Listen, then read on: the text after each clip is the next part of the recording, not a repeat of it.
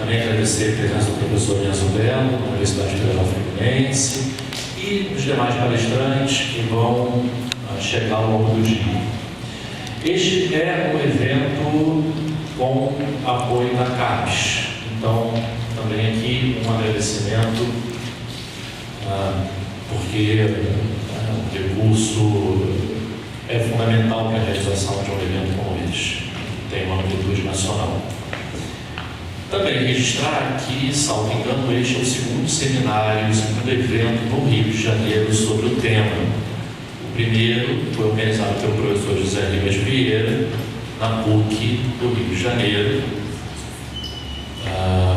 talvez há cerca de um ano e meio atrás. Pouco mais, né?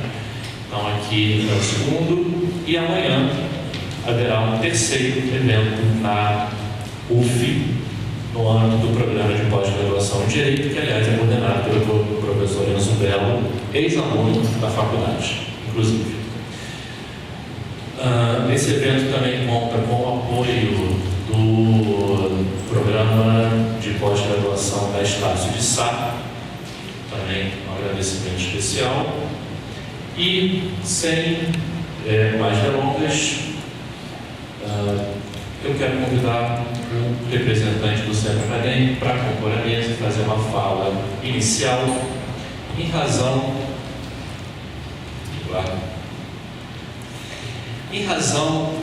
de que um dos temas centrais do novo constitucionalismo latino-americano é a questão da democracia. Tem toda uma discussão ampla, complexa, sobre noção de democracia, funcionamento, mecanismos, e algumas inovações importantes foram trazidas pelas constituições que integram o chamado novo constitucionalismo. E a rede pelo constitucionalismo democrático, que é coordenada pela professora Germana, há algum tempo atrás, teve uma iniciativa de discutir esta problemática a partir da possibilidade de um plebiscito e da discussão de uma Assembleia Constituinte para otimizar a democracia brasileira. E o Centro Acadêmico está realizando nestes dias um plebiscito exatamente sobre o tema. Daí a afinidade e a presença do CAPO também aqui na mesa. Claro, além de ser uma instituição marcante, referencial aqui na faculdade. Alô? Alô? Primeiramente, bom dia, né? Eu queria agradecer aqui o convite do professor Fábio, e sem dúvidas parabenizar por esse evento, um tema que é tão importante, que a gente tem tanto a avançar no debate aqui no Rio de Janeiro. E para nós do Centro Acadêmico, nesse momento, debater esse tema é ainda mais importante. A gente está passando um processo agora, onde o CAPO junta inúmeras outras entidades, são mais de 400 que compõem o plebiscito, como a MST, a CUT, o Movimento de Atitude Barragens, estão organizando no Brasil inteiro o que a gente chama de plebiscito popular pela Constituinte Exclusiva e Soberana sobre o sistema político. Aqui na FND a gente tem uma trajetória histórica de lutas muito importante, tanto pelos direitos sociais quanto pela democracia. O nosso Centro Acadêmico ele lutou desde a ditadura Vargas, na década de 37. Ele foi um dos grandes polos de organização contra a ditadura militar, um dos grandes polos de organização pelas diretas, e ele não pode ficar de fora nunca da luta por mais democracia no nosso país. Hoje, a gente acaba sempre, de um tempo para cá, sempre trazendo a bandeira do que é a reforma política. Hoje em dia, quando se analisa a política brasileira, a gente tem inúmeros defasamentos, seja na questão de representatividade. Hoje em dia, se for pegar a nossa população, a maioria da população é composta de mulheres, no Congresso apenas 9,5% são mulheres. Nossa população é majoritariamente negra e parda, no Congresso apenas 8,5%. A juventude, colocando a juventude até 35 anos, vai ser de 20% da população, no Congresso é 3%. A gente não tem um indígena no Congresso. Quando a gente for pegar inúmeras identidades, a gente percebe que ele é claramente não representativo da real do que é a população brasileira. Além disso, a gente percebe uma padronagem onde o financiamento das eleições interfere diretamente em quem vai ser eleito. A gente tem alguns dados onde, em São Paulo, por exemplo, nas últimas eleições, entre os deputados mais financiamento, 70% deles foram os eleitos. E a gente pega, em geral, esse financiamento é de empresas privadas, que elas têm interesse ao financiar esses deputados, senadores ou até mesmo esses presidentes. Elas cobram isso depois, seja de forma legal, né, pedindo que eles aprovem leis, aprovem medidas que as beneficiem, como muitas vezes também de formas ilegais, aí gerando a corrupção que existe no nosso país. É importante também lembrar que a gente tem muitos poucos mecanismos de participação popular, e se na América Latina a gente tem inúmeras experiências, ainda mais com o novo funcionalismo de participação popular, aqui no nosso país, a gente fala que é até engraçado, você criar uma PIP, um projeto de lei de iniciativa popular, você precisa de 1.500.000 assinaturas. Para você fundar um partido são 500.000. Então a gente percebe que quando a gente quer levar uma proposta ao Congresso, a dificuldade que é. Por exemplo, a PIB da reforma política, organizada pela OAB, pela UNE, pela CNBB, até agora está em cerca de 700, 800 mil. Então é muito difícil chegar a esse número. Sem contar com a questão dos plebiscitos, dos referendos. Hoje em dia, apenas o Congresso pode pedir um plebiscito, desde decreto legislativo, enquanto na própria Califórnia a gente tem um processo mais avançado, desde os Estados Unidos. Então, a gente percebe que a nossa política precisa mudar em muito. Os nossos mecanismos políticos ainda estão muito atrasados para a democracia que a gente quer. Porém, a gente sabe também que o Congresso muito dificilmente vai modificar as regras pela qual ele próprio foi eleito, pela qual ele próprio não tem o seu poder. Isso ficou muito claro em 2013. Ano passado, acho que todo mundo aqui participou ou estava ligado pelas redes nas manifestações. Aqui na FND foi no centro das manifestações aqui no Rio de Janeiro, quando a gente organizava centenas de alunos, não só aqui da faculdade, como das faculdades do entorno, para poderem ir às manifestações. A gente chegou a ficar preso aqui cerca de um dia, né? No dia da passada que chegou 1 milhão. E nesse momento histórico, onde todos ali mostravam uma conformidade com o regime tradicional, a presidenta Dilma ela colocou uma demanda que já vinha lá no seio da população, que era da reforma política, e propôs uma constituinte para isso. No dia seguinte já tinha mudado a opinião. E não sem razão, o Congresso inteiro já tinha se posicionado contrário, a mídia inteira já tinha se posicionado, no próprio meio jurídico, muitos juízes de peso também já tinham colocado seu posicionamento contrário. O movimento social percebeu, então, que se a gente for esperar pelo Congresso, a gente nunca vai conseguir uma reforma política do jeito que a gente quer. Então a gente está organizando o Brasil inteiro no dia 1º ao dia 7. Começou segunda-feira, vai até domingo. Aqui na FND vai até sexta-feira, né? Mas vocês podem procurar pelo Rio de Janeiro inteiro, na Carioca, na Central, estão rolando as urnas, nosso plebiscito popular com uma constituinte exclusiva da reforma política. Ou seja, nós queremos eleger um novo corpo de cidadãos para discutir uma reforma política para o nosso país. Já que o nosso Congresso não apresenta condições de modificar as regras pela qual ele mesmo foi eleito, é necessária uma mudança, é necessária uma mobilização popular para isso. A pergunta é uma só. Você é a favor de uma constituinte exclusiva sobre o sistema político? Sim ou não? É um plebiscito popular, ou seja, ele não é oficial. Se o sim ganha, como a gente espera, ele não vai acontecer uma constituinte do dia para a noite. Mas ele é tanto um mecanismo pedagógico quanto um mecanismo de pressão. Ou seja, se 10 milhões de pessoas votam sim, a gente chega para o presidente, a gente chega para o Congresso e é claro, tem 10 milhões de pessoas inconformadas com a política do país que querem mudar isso. O que você vai fazer? Eu tenho a certeza, eu quero agradecer aqui ao Fábio pela fala, os alunos da FND, os professores aqui presentes, eles não podem ficar de fora disso. A gente tem que estar aqui para transformar esse nosso país, transformar essa nossa política. A gente tem que se inspirar nesse novo constituinte latino-americano para pensar o que a gente pode trazer aqui no nosso país. Muito obrigado.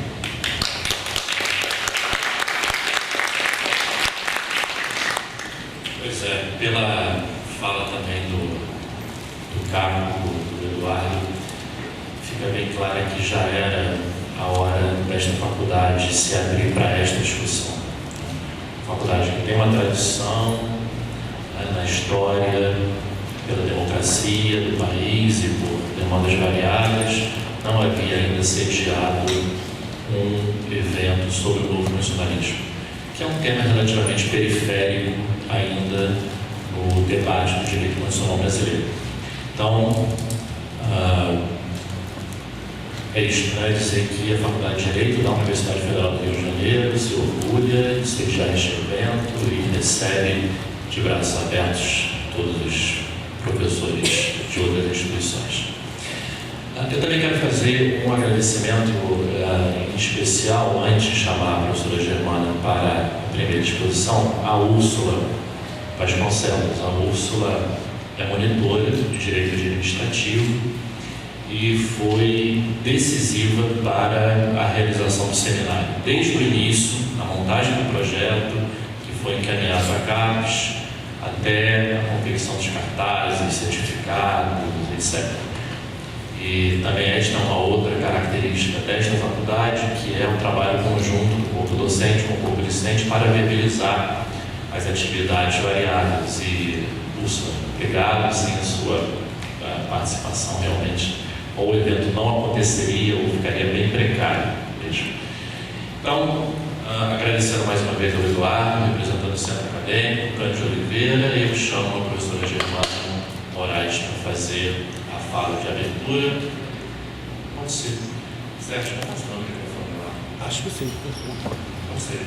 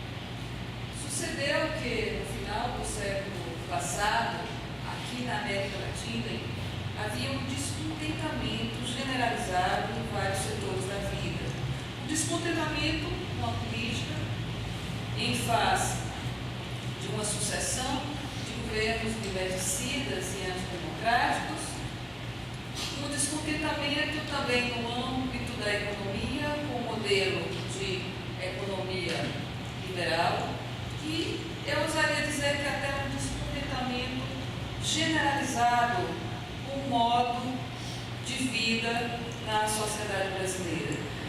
As pessoas não mais se acomodam ou se resignam em ver as desigualdades sociais mutantes. No Brasil e na América Latina, elas se agudizam e se destacam muito.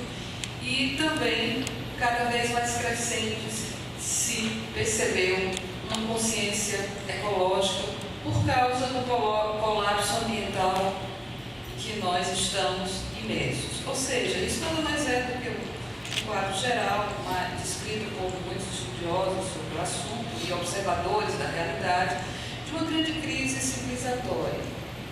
O novo funcionalismo latino-americano surge neste contexto, mas não surge das academias, surge das ruas, surge do descontentamento do povo e surge aqui na América Latina, com manifestações populares no Brasil, pelas diretas já, manifestações populares pela abertura democrática no Brasil. Depois, esses processos se tornaram muito fortes na Colômbia, na Venezuela, no Equador e também na Bolívia. E um novo direito constitucional surgiu das ruas, surgiu do povo, surgiu da sabedoria popular. E o novo constitucionalismo latino-americano que pretende exatamente essa reaproximação do direito constitucional com a democracia, que nada mais é do que o poder que emana do povo. Então, dito isso em linhas gerais, a gente pode contextualizar como é que surgiu essa rede para o constitucionalismo democrático latino-americano aqui em nosso país, aqui no Brasil. Porque esta rede, ela foi constituída no Equador, sob a inspiração de dois colegas nossos, dois professores, um professor da Espanha, o professor Roberto Viciano, e um professor presidente juiz da Corte Constitucional do Equador, Patrício Pazmiño. Tanto é que ainda hoje ela tem sede no Equador. O Equador foi um epicentro de grande parte dessas mudanças constitucionais inauguradas pelo novo constitucionalismo latino-americano. E eu resumiria, sem querer avançar e já avançando no tema do professor Ribas, que há duas mudanças principais. Uma sobre o ponto de vista procedimental, quando se busca cada vez mais sofisticar e aprimorar os instrumentos e as ferramentas de participação direta do povo nas decisões coletivas.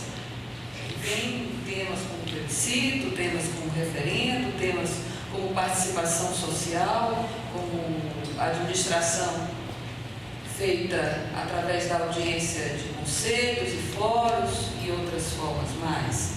E também temos modificações substanciais. E nessas modificações substanciais há uma onda inspiradora que emerge dos Andes, que a gente chama de constitucionalismo do bem viver, em que a grande novidade é a proposta do reconhecimento dos direitos da natureza, sem excluir, por óbvio, a conquista dos direitos humanos. Tanto é que a temática dos direitos da natureza é uma temática que já vem sendo defendida e muito bem desenvolvida pelo professor Fábio, será objeto de uma das mesas. Então, esta rede surgiu no Brasil quando? Quando é que ela surgiu entre nós? Vamos falar um pouquinho exatamente sobre as origens e as ações dessa rede no Brasil, sobre os seus desafios e perspectivas de atuação, fazer uma menção ao fenômeno, aos fatos de julho de 2013, a proposta da Constituinte Exclusiva, outra menção ao decreto 8.243, que instituiu o Sistema Nacional de Participação Social, e finalmente anunciar o nosso Congresso Internacional. Porque essa rede surge com esse macro objetivo de reaproximar o constitucionalismo da democracia e com objetivos específicos, dentre os quais fomentar e estimular debates como esse, sobre o que está acontecendo nas sociedades dos países da América Latina. Então, na verdade, o povo está convidando a nós da academia para nós olharmos para o que está sucedendo, e é isso que nós estamos fazendo, tentando atender, ouvir este desafio que salta das ruas. Como é que nós podemos viver agora o direito constitucional?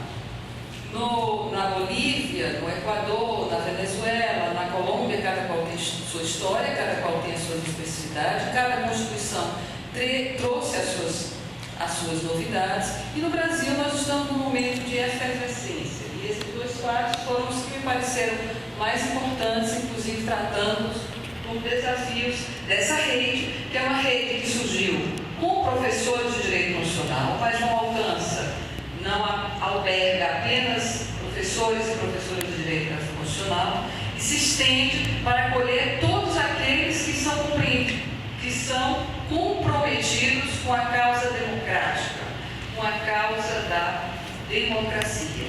E dizia eu, um dos objetivos específicos é fomentar os debates, é estimular a crítica do direito constitucional.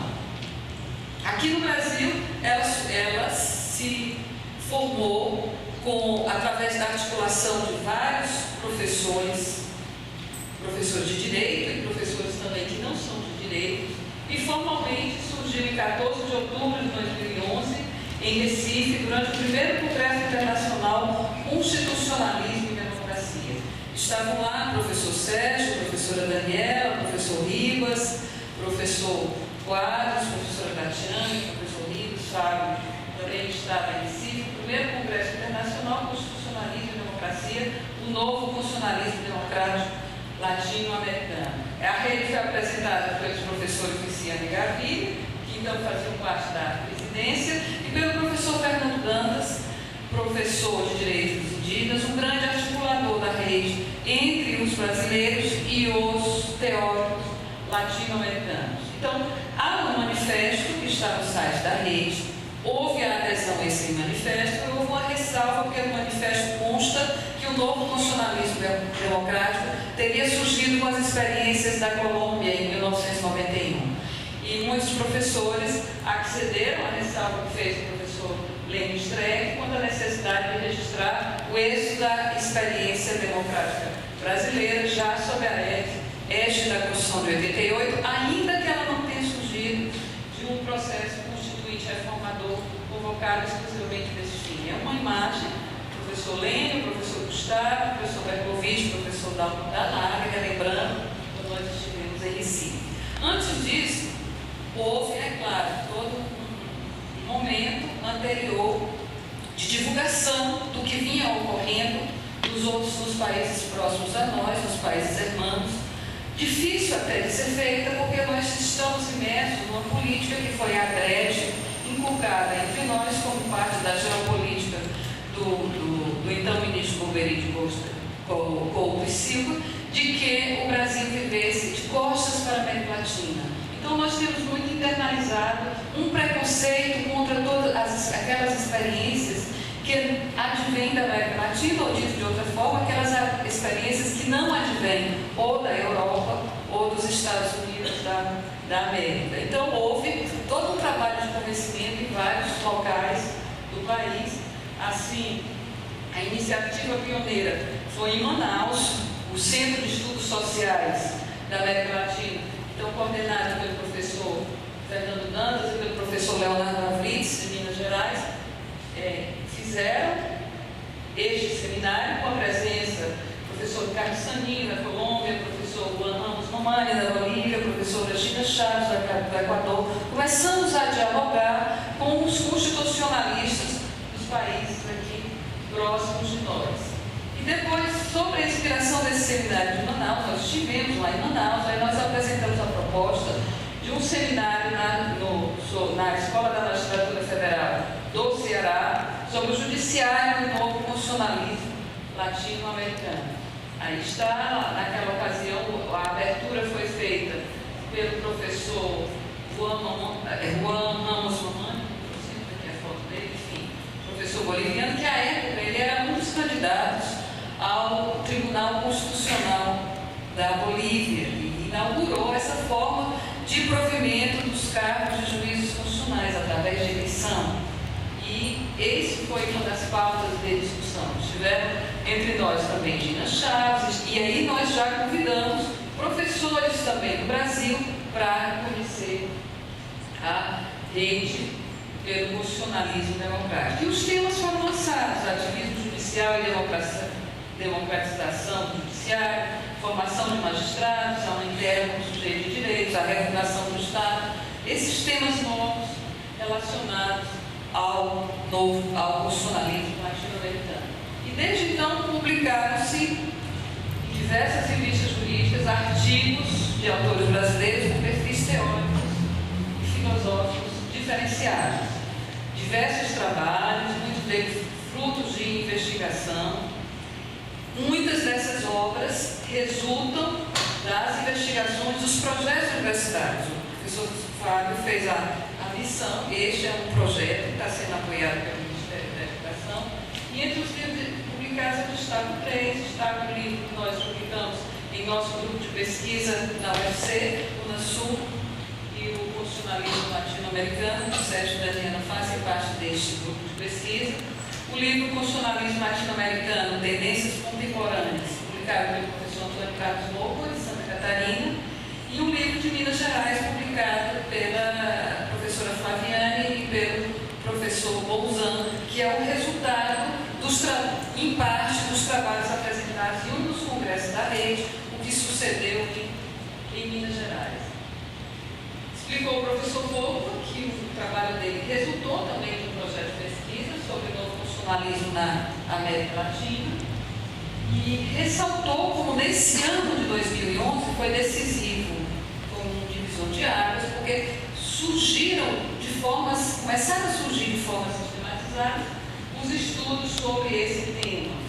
E destacou os congressos, destacamos então os congressos internacionais sobre constitucionalismo e democracia. Depois daquele de Recife, houve o Congresso de Ouro Preto e houve o Congresso em Pernambuco no ano passado.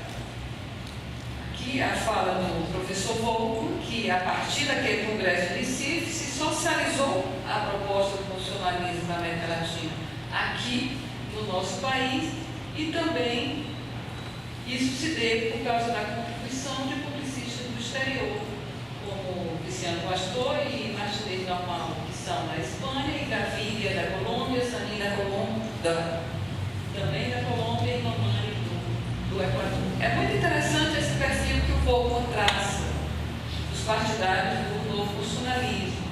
Ele diz que às vezes até se encontram em situações opostas, com orientações identificadas com posturas mais puristas, aqueles liberais republicanos bem intencionados, e ele ainda diz que há alguns que são justos publicistas, formalistas e analíticos que, embora sob a roupagem do discurso do novo, escondem-se para dissimular interpretações neoconstitucionalistas, presos ainda ao velho colonialismo teórico europeu. Por que nós trazemos isso? Para mostrar que a concepção do novo constitucionalismo nasce no contexto de descolonização, a ideia de descolonização.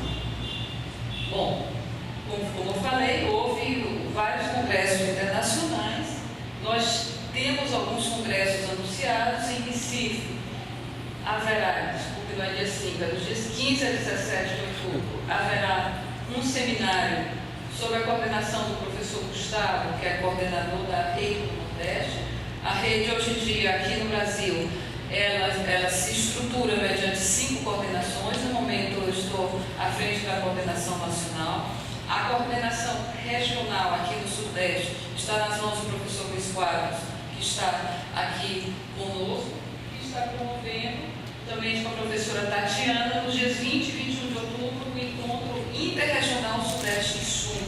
Será lá em Ouro Preto, na Universidade de Ouro Preto, e tratará sobre essa temática do novo constitucionalismo. Trabalhos também não podem ser apresentados, não, professora Tatiana? Trabalhos aqui no Rio de Janeiro poderão ser apresentados. O professor Lima sempre tem encaminhado uma produção fértil dos alunos aqui no Rio de Janeiro sobre o novo constitucionalismo. Então tem um fórum especial para isso, que é o Fórum de Ouro Preto. Em Recife, nós teremos também agora, sobre a organização do professor Gustavo Santos. No Sul, o professor Marés do Paraná é quem coordena. No Norte, a professora Jussara Mondeus, e no Centro-Oeste, a professora Cristina Guidoli. Bom, então, desde que a rede surgiu em 2011, nós tivemos alguns desafios para além de promover debates e de promover congressos. E 2 deles nós pontuamos. A questão do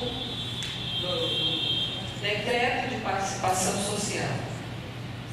Aliás, primeiro não foi nem isso. Primeiro foi a proposta da Constituinte Exclusiva, que se referiu ao cargo quando, depois das manifestações de junho de 2013, vocês se lembram do que houve?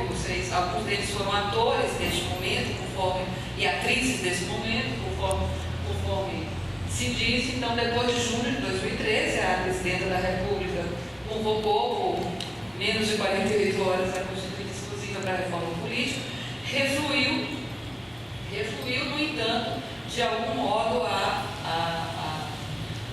a ideia foi abraçada pela sociedade civil brasileira. Naquela época, nós tentamos na rede mobilizar nossos colegas, mas a rede ainda estava nascendo, ainda estava muito pequena, ainda não tinha, digamos assim, a firmeza que tem hoje. Tudo leva tempo para se desenvolver. E não conseguimos encontrar um consenso em torno desse tema. Ao revés, saiu até um um manifesto subscrito por algumas pessoas que são da rede, mas que não refletem necessariamente a postura da rede sobre essa temática. O segundo momento é que nós dizemos, tentamos extrair um consenso naquele momento, mas não foi possível. Agora, mais recentemente, em maio, nós tivemos a promulgação do famoso decreto da Dilma, o decreto 8.243. Vocês já ouviram falar do decreto da Dilma? Decreto de participação social? Acredito que sim, né? Está no palco. E houve uma reação muito forte da imprensa contra esse decreto. Voltando, este decreto criou o Sistema Nacional de Participação Social e a Política Nacional de Participação Social, que na verdade sistematiza, como o próprio nome está dizendo, o sistema, as formas de participação social que já existem, previstas em lei e que são autorizadas pela Constituição. Nada obstante, houve uma reação muito emocional, muito assim, até desproporcional ao que o decreto anunciava e até furiosa e agressiva. Essa reação partiu de quem? Essa reação partiu fundamentalmente da imprensa, partiu fundamentalmente do Congresso Nacional e dos partidos políticos. E aí é preciso investigar por que essa reação foi tão emocional.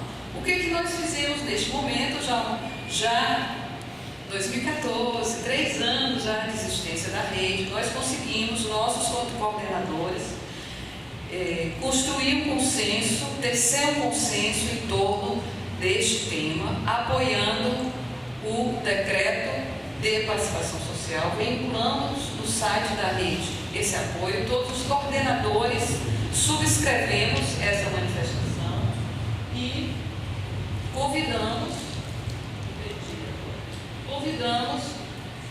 aos colegas a promoverem debates sobre o tema nas várias universidades do país. Já foram feitos debates de que eu participei em Goiás, em Goiânia, sob a coordenação da professora Cristina. Já fizemos debates em Fortaleza, essa foi a nossa chamada de Fortaleza.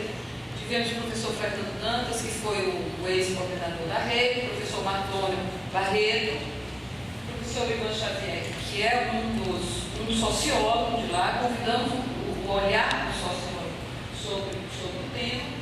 E isto sob a organização e a coordenação da professora Raquel Freitas, até para a gente saiba o que é que se está propondo em termos de participação social, porque um dos objetivos da rede pelo constitucionalismo democrático é justamente estimular o aprimoramento dos mecanismos de participação direta. E ao que parece, no Brasil há uma sede de aperfeiçoamento da democracia direta, ou seja, de participação popular.